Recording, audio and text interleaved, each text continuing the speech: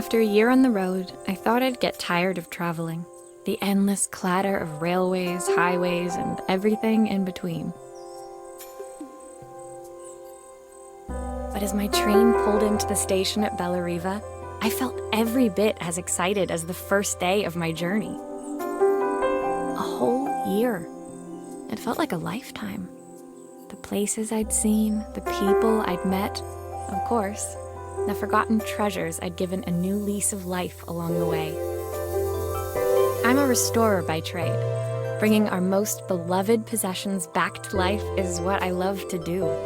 I'd been traveling for months, working my way from one town to the next, fixing everything from family heirlooms to VCRs. Bellariva was my chance to take a break. Unfortunately, that would have to wait until after I'd unpacked.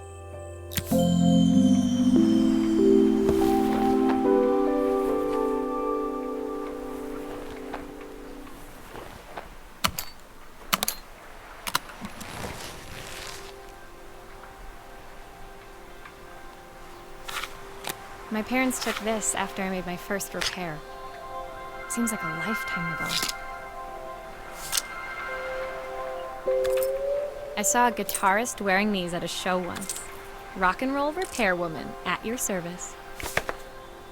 The tools of my trade. No hope of restoring things without these. Looking forward to taking more close-ups of my fingers with this. Who doesn't love a scrunchie? Practical and stylish.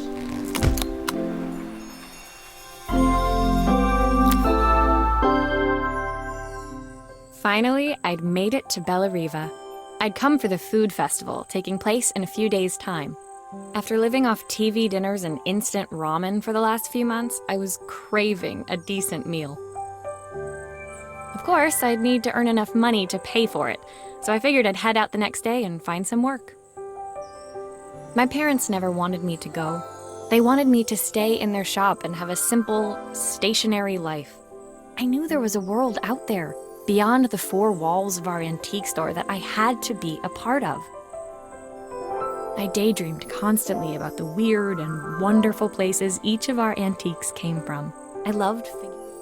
My story in Bellariva began with a little girl, and a voice she was longing to hear.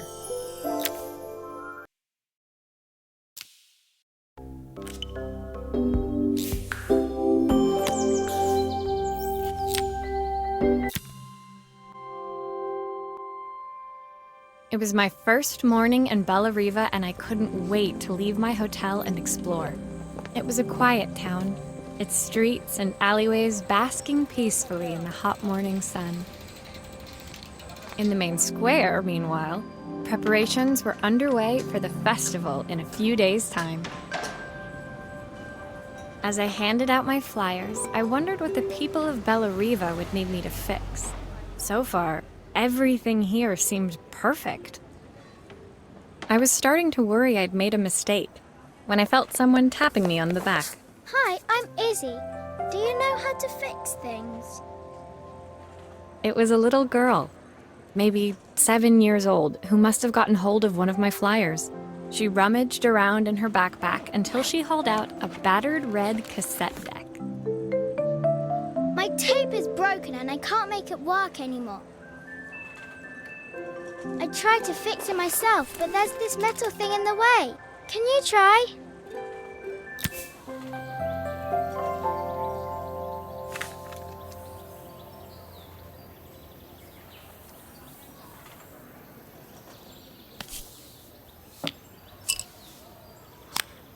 Why did you do that?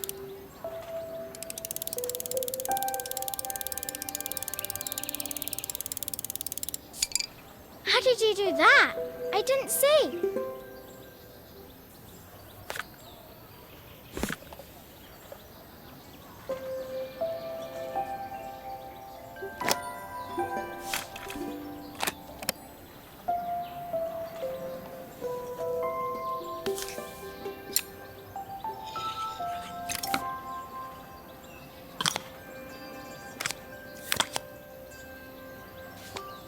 Aha! Those batteries look like they need replacing. Luckily, I have some spares.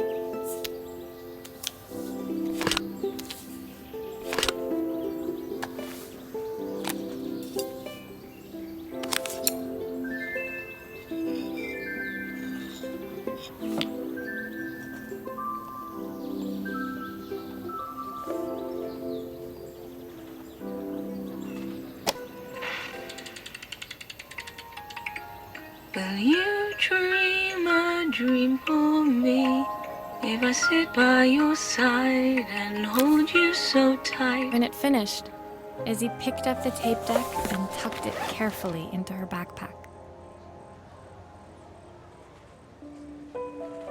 Thanks, Maria. You're the best person at fixing things ever. No problem.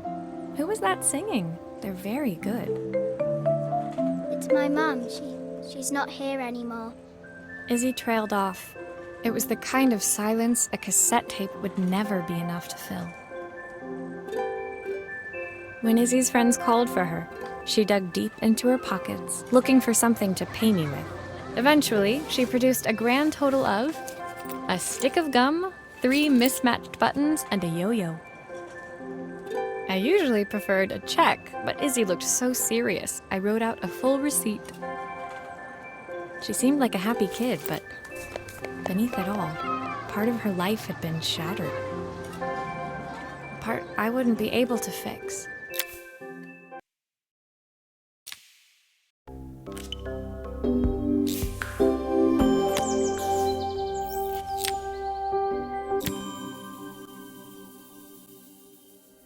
My first repair complete, I spent the rest of the day doing small jobs in and around the square.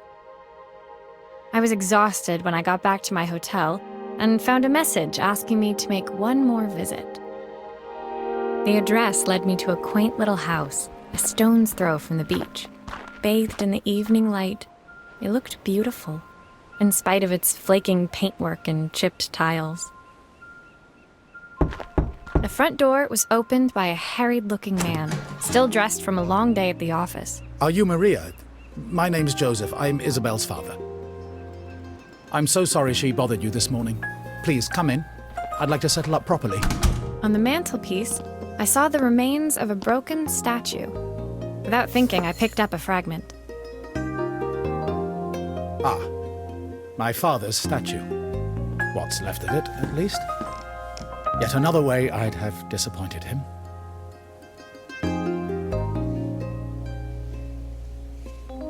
It survived 100 years in this family. But 5 minutes with Isabel and... Do you think you can salvage it?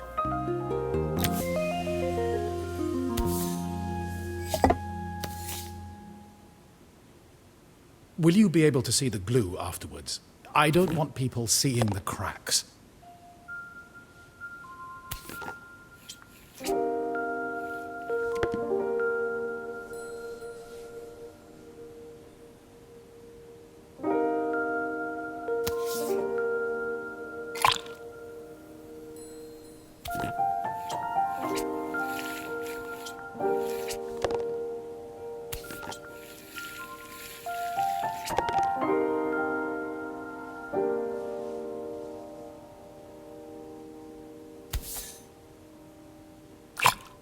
Sometimes I think my daughter should come with a warning label.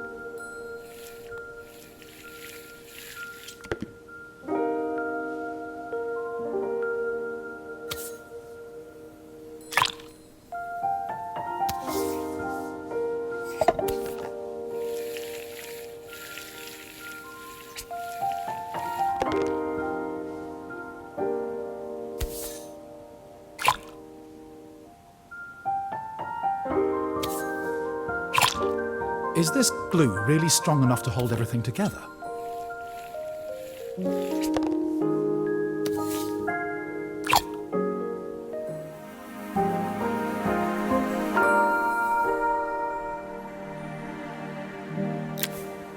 Thank you, Maria. It looks as perfect as it ever did. My father wanted me to make something of myself.